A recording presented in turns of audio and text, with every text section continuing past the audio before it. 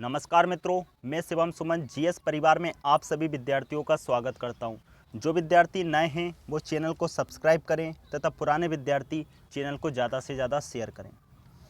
हम weekly current affairs के video में बढ़ते हैं प्रश्नों की ओर। तो पहला प्रश्न ये रहा, हाल ही में अलेक्जेंडर डी क्रू किस देश के प्रधानमंत्री के रूप में नियुक्त किए गए हैं? तो प्रश्न है आपका, अलेक्जेंडर डी क्रू को किस देश का प्रधानमंत्री बनाया गया है? तो अलेक्जेंडर डी क्रू बने हैं प्रधानमंत्री ऑप्शन नंबर सी, बेल्जियम के।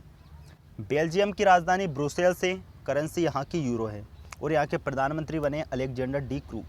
अन्य देशों में यदि हम बात करें, स्वीडन की राजधानी स्टॉकहोम, कनाडा की ओटावा, बेल्जियम की ब्रुसेल्स, जबकि स्लोवानिया की राजधानी मिलेगी आपको जुबलिजाना। देखिए, हाल ही में माली देश के भी प्रधानमंत्री बने। माली देश का प्रधानमंत्री बनाया गया है मोख्तार ओऊ को। इतना नाम याद रखिएगा आप, मोख्तार। क्या नाम याद रखिएगा? मोख्तार ओऊ को माली देश का प्रधानमंत्री बनाया गया है, जबकि माली देश के राष्ट्रपति इब्राहिम कीता है। माली की राजधानी बमाको है, करेंसी यहाँ की फ्रैंक है, जबकि अलेक्जेंडर डी क्रू बेल्जियम के आपके प्रधानमंत्री बने हैं। अगला प्रश्न देखिए, आज स्वच्छ भारत मिशन की वर्षगांठ मनाई जा रही है। ये मिशन कब लॉन्च हुआ था? तो स्वच्छ भारत मिशन लॉन्च हुआ था आपका 2 अक्टूबर सन 2014 को।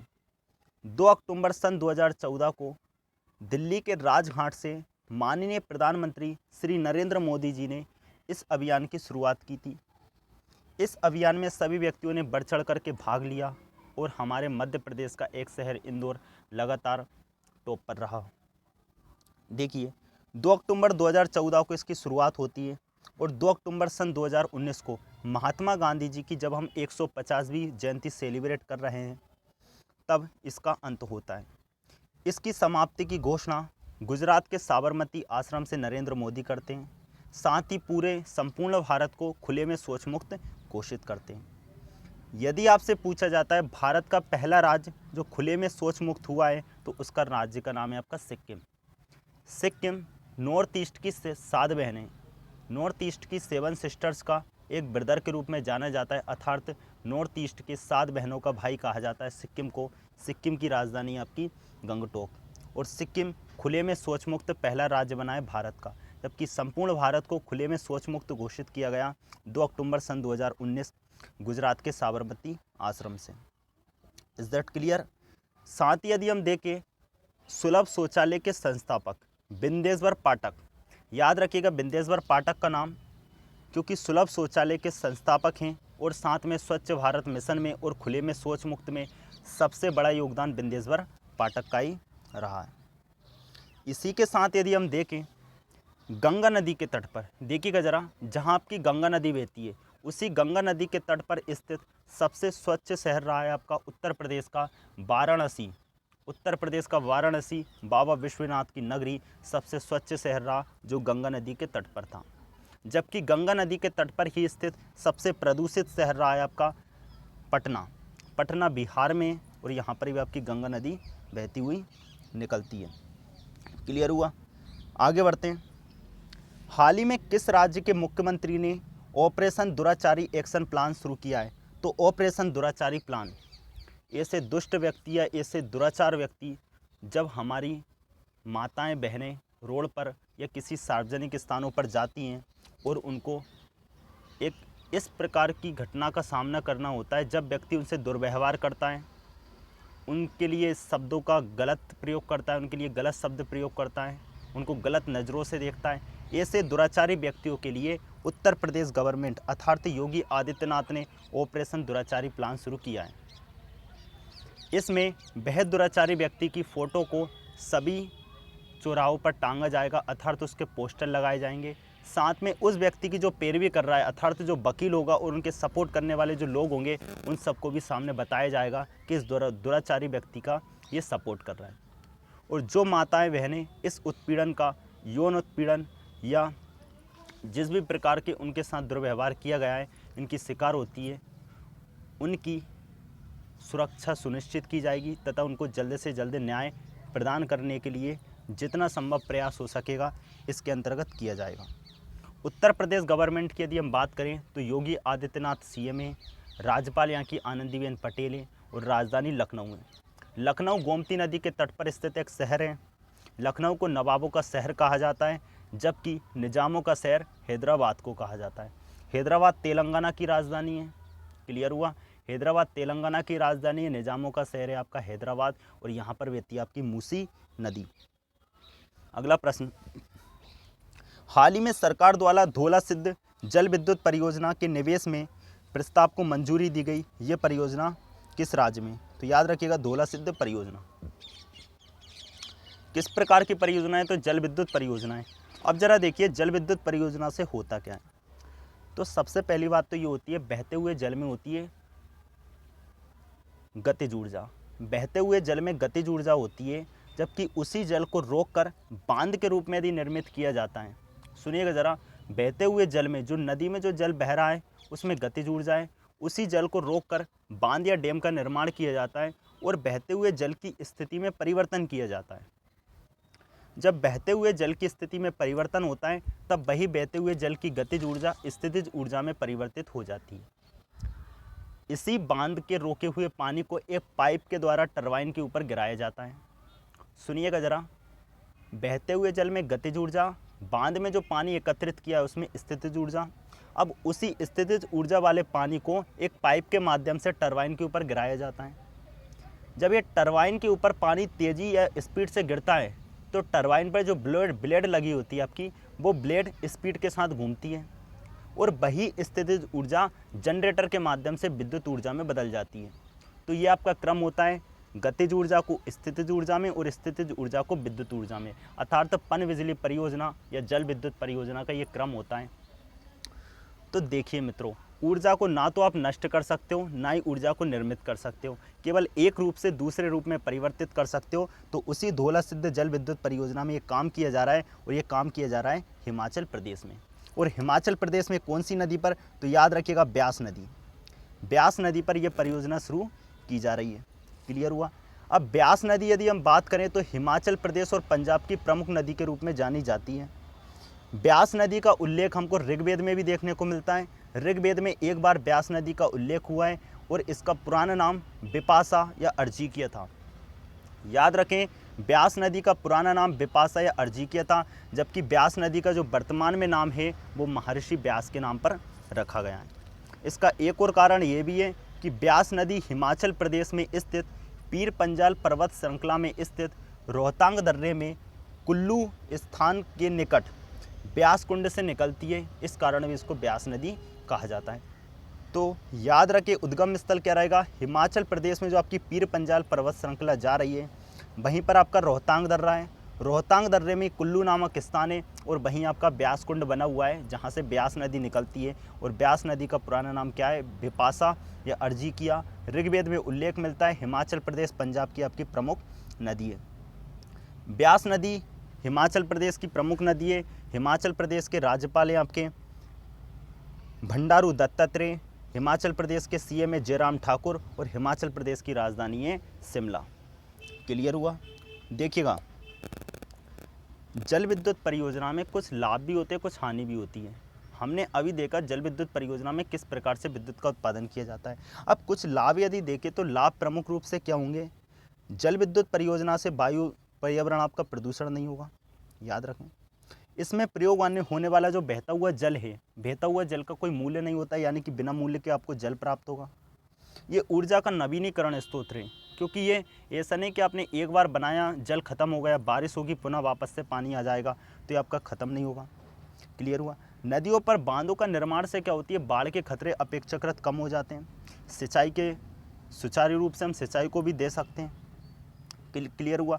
लेकिन कुछ हानि के रूप में देखेंगे तो आपको मिलेगा बांधों के जल में डूबने के कारण बड़े बड़े पारिस्थितिक तंत्र नष्ट हो जाते हैं। हानियाँ हैं, बांधों के निर्माण से बहुत सी कृषि योग्य भूमि तथा मानव आवास जो है वो भी डूबने के कारण नष्ट हो जाते हैं। इसके निर्माण से, यानी कि बांध के निर्माण से जब पानी आता है तो स्पीड के साथ आता है, भूमि का क्षरण होता है, कटाव होता है। बांध का निर्माण सभी स्थानों पर न होकर पहाड़ी क्षेत्रों में होता है और वनस्पति पौधे वगैरह डूब जाते हैं। तो कुछ लाभ भी है, कुछ हानि भी है। और धौला सिद्ध परियोजना ब्यास नदी पर बन रही है, कहाँ पर? हिमाचल प्रदेश में। देखिएगा मित्रों, आप YouTube पर जाएं, जीएस परिवार को सर्च करें, बेल आइकन को क्लिक करें और सब्सक्राइब जरूर करें। जीएस परिवार आपका अपना परिवार है। कोई भी विद्यार्थी छूट ना पाए। पढ़ेगा इंडिया तभी तो बढ़ेगा इंडिया। आप सभी विद्यार्थियों का इतना सहयोग रहा कि हम साइंस की सीरीज़ लेकर के आएँ। सपोर्ट करें, आप जिस प्रकार की क्लासेस चाहते हैं हम सारी क्लासेस लेकर के आएंगे। टेस्ट को भी अब हम एक नया रूप देने वाले हैं। 15 अक्टूबर तक इंतज़ार करें। आपको इस प्रकार से इस चैनल से इतनी सारी चीज़ें दी जाएंगी, केवल आपका सहयोग चाहिए। कोई भी विद्यार्थी छूट ना पाए। हर विद्यार्थी के जुबान पर एक ही नाम आए, जीएस परिवार आपका अपना परिवार है। जो सदस्य जुड़ रहे हैं वो जीएस परिवार के साथ जुड़ रहे हैं और जीएस परिवार उनका अपना परिवार है। याद रखें, सभी विद्यार्थियों को ज़रूर लेकर के आएँ।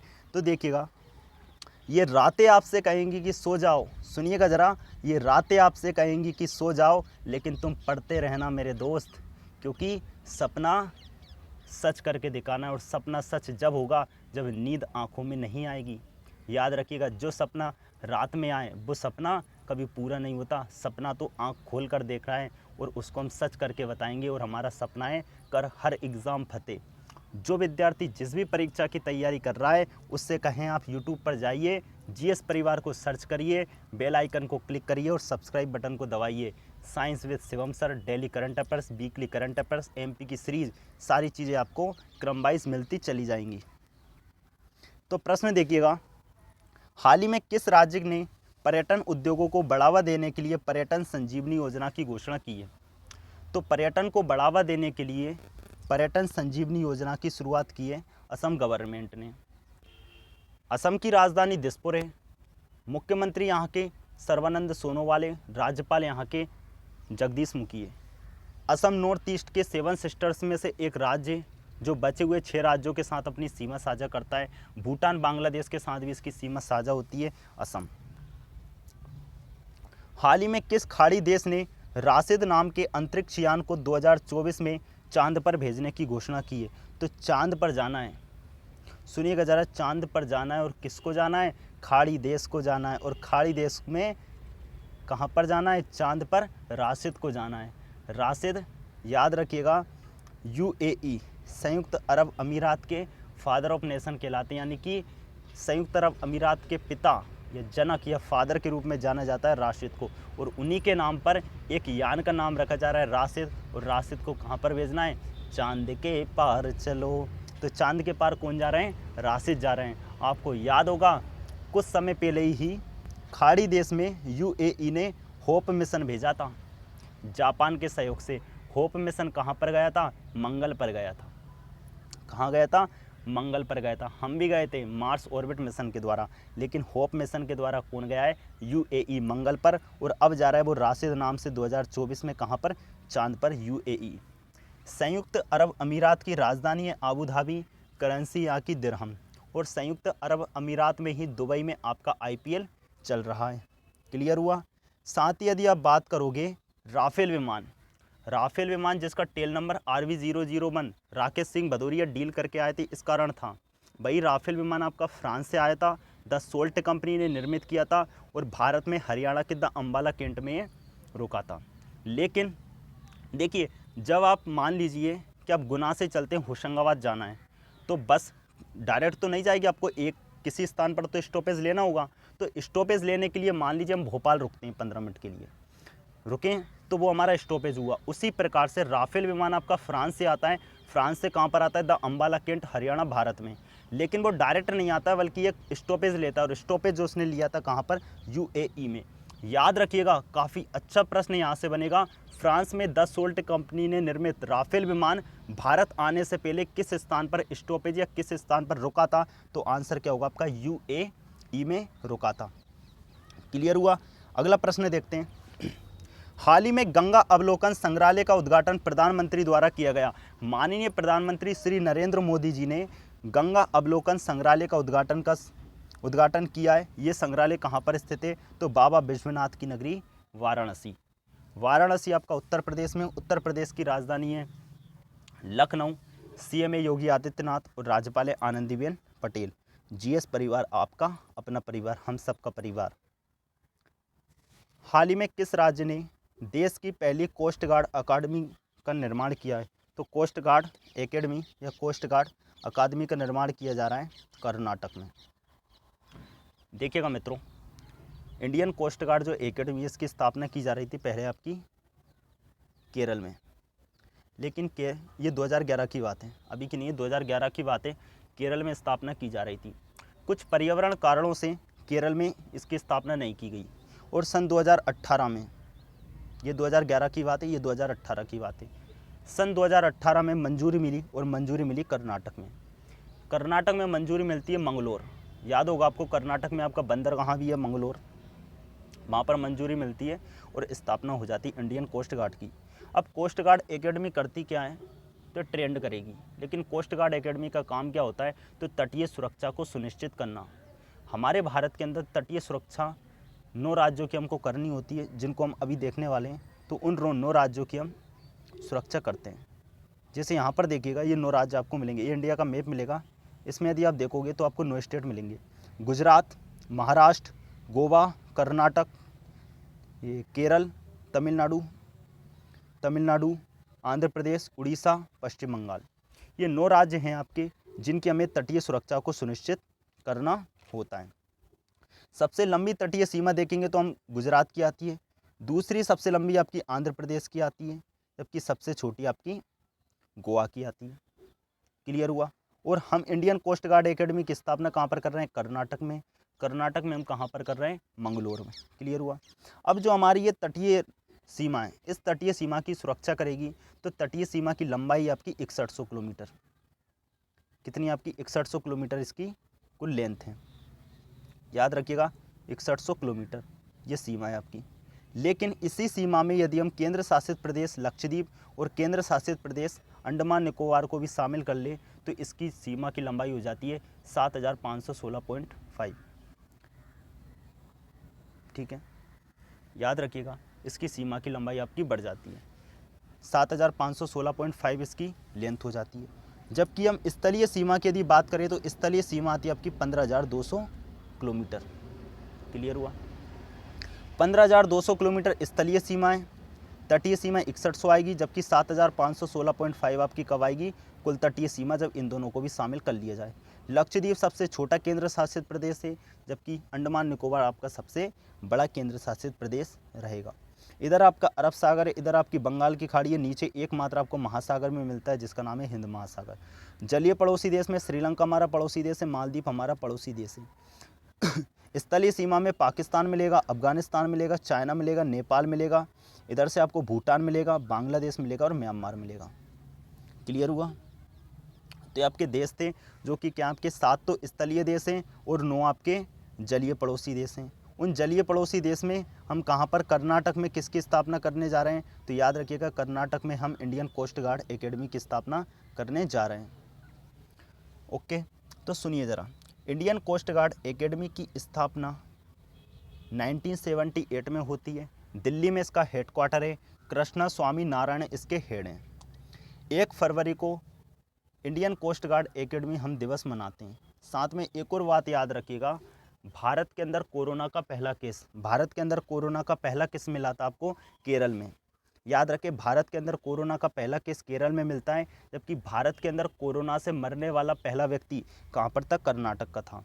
2 प्रश्न आपके अति महत्वपूर्ण है जिनको याद रखें। कोरोना के कारण मृत्यु पाने वाला पहला व्यक्ति कर्नाटक का, जबकि कोरोना का पहला केस आपको मिला है केरल में। तो अगला प्रश्न, हाल ही में सैयद अनवरा तैमूर का निधन हो गया, ये किस राज्य में की प्रथम महिला मुख्यमंत्री हैं, तो सैयद अनवरा तैमूर ये मुख्यमंत्री हैं असम की। याद रखिएगा, असम की एकमात्र और अभी तक की पहली महिला मुख्यमंत्री आपकी सैयद अनवरा तैमूर। ये वर्तमान में आपकी ऑस्ट्रेलिया में रह रही थी, जिनकी क्या हो गई है, डेथ हो गई है। ऑस्ट्रेलिया आपका द्वीपीय देश है जो चारों ओर पानी से घिरा हुआ है, द्वीपीय महादेश भी कहा जाता है। ऑस्ट्रेलिया की राजधानी कैनबरा है, करेंसी यहाँ की डॉलर है और प्रधानमंत्री यहाँ के स्कॉट मॉरिसन है। यदि हम असम की बात करें तो देखिएगा ज़रा, असम स्टेट आपका कब आया था अस्तित्व में, 26 जनवरी सन 1950 को अस्तित्व में आता है। दिसपुर यहाँ की राजधानी है। 33 यहाँ पर जिले, राज्यपाल जगदीश मुखी हैं, चीफ मिनिस्टर यहाँ के सर्बानंदन सोनोवाल है। हाई कोर्ट कहाँ पर है आपकी, गुवाहाटी हाई कोर्ट। याद रखिएगा, असम की राजधानी दिसपुर है, जबकि यहाँ की high court Guwahati high court है। चीफ जस्टिस आपके अजय लांबा हैं, अजय लांबा, याद रखिए चीफ जस्टिस कौन है, अजय लांबा है। कब नियुक्त हुई थी, 7 अक्टूबर सन 2019 को। मध्य प्रदेश के यदि आप चीफ जस्टिस की बात करोगे हाई कोर्ट के, तो मध्य प्रदेश के चीफ जस्टिस है अजय कुमार मित्तल। गीता मित्तल कहाँ की है, जम्मू कश्मीर की है। जम्मू कश्मीर गीता मित्तल, मध्य प्रदेश अजय कुमार मित्तल। क्लियर हुआ। और साथ में एक और बात आप याद रखिएगा, मध्य प्रदेश की हाई कोर्ट आपकी जबलपुर में, जिसे हम सांस्कृतिक राजधानी और न्यायिक राजधानी कहते हैं, जबकि उसी जबलपुर हाई कोर्ट की 2 खंडपीठें, एक आपको इंदौर में मिलती है और एक आपको ग्वालियर में मिलती है। कहाँ पर, ग्वालियर में और इंदौर में। तीसरी खंडपीठ आपकी प्रस्तावित है, जो कहाँ पर आपकी भोपाल में बनेगी। यदि हम बात करें विधानसभा सीटें, असम में 126 है, लोकसभा सीटें 14 है और राज्यसभा 7 है। 126, 14 और 7। देखिए ये आपको दिख रहा होगा, नॉर्थ ईस्ट के जो आपके 7 सिस्टर हैं, नॉर्थ ईस्ट के 7 सिस्टरों में ये पोजीशन आपको मिलेगी असम स्टेट की, दिख रही है। असम स्टेट आपके अरुणाचल प्रदेश, नागालैंड, मणिपुर, मिजोरम, त्रिपुरा, मेघालय के साथ सीमा साझा करता है। इन नॉर्थ ईस्ट की 7 सिस्टर का भाई जाना जाता है सिक्किम, जो कि खुले में शौच मुक्त भारत का पहला राज्य बना है। 2 इसकी इंटरनेशनल सीमा साझा होती है भूटान के साथ और बांग्लादेश के साथ भी। क्लियर हुआ। आगे देखते हैं, हाल ही में केंद्र सरकार द्वारा किसे भारतीय दूरसंचार विनियामक प्राधिकरण, याद रखिएगा ट्राई, के चेयरमैन के पद पर किसे नियुक्त किया गया है, तो नियुक्त किया गया option number B PD Baghela को। आंसर क्या होगा, पीडी बघेला। तो ट्राई के चेयरमैन कौन बने, पीडी बघेला बने। हाल ही में चर्चा में रहा नारगोनो कारावाक क्षेत्र किन 2 देशों के मध्य स्थित है।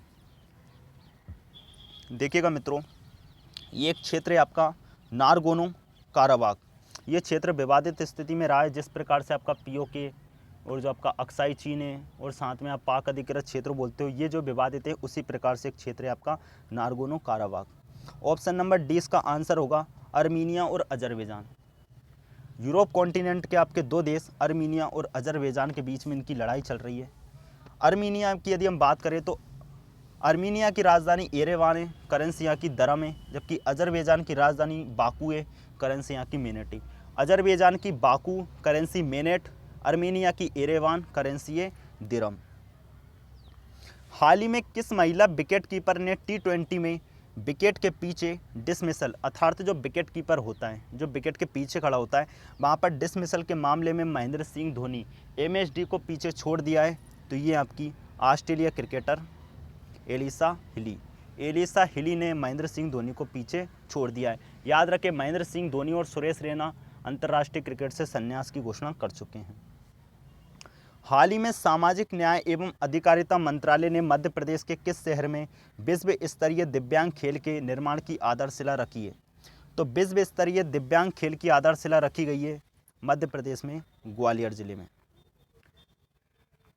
ग्वालियर जिले में इसकी स्थापना रखी गई है विश्व स्तरीय दिव्यांग। यदि हम बात करें मध्य प्रदेश में ग्वालियर क्षेत्र से बिलोंग करने वाले सत्येंद्र सिंह लोहिया, नाम याद रखिएगा सत्येंद्र सिंह लोहिया, जिन्होंने ब्रिटेन का इंग्लिश चैनल तथा अमेरिका का केटर नीला चैनल तैर करके पार किया था। ये एशियाई दिव्यांग पहले बने जो मध्य प्रदेश में ग्वालियर से हैं, ब्रिटेन का इंग्लिश चैनल और अमेरिका का केटलिना चैनल। देखिएगा मित्रों, एक बार हम रिवीजन कर लेते हैं भारत के सभी प्रमुख त्योहारों का, तो हमारे साथ एक बार दोहराएं, क्योंकि देखिएगा यहाँ से आपके प्रश्न बिल्कुल बनने की संभावना है। तो उत्सव, त्यौहार और साथ में किस स्टेट से बिलोंग करता है, तो संगई उत्सव है आपका मणिपुर का, मकई महोत्सव है मध्य प्रदेश का, हार्नबिल महोत्सव है नागालैंड का, नुआखाई महोत्सव है उड़ीसा का, रण उत्सव तथा युगादि त्यौहार गुजरात में, कंबाला भैंसा दौड़ कर्नाटक में, पोंगल तथा जल्लीकट्टू तमिलनाडु में, बिहू त्यौहार असम में मनाया जाता है, गुड़ी पड़वा महाराष्ट्र में मनाया जाता है, लोसांग त्यौहार सिक्किम में मनाया जाता है,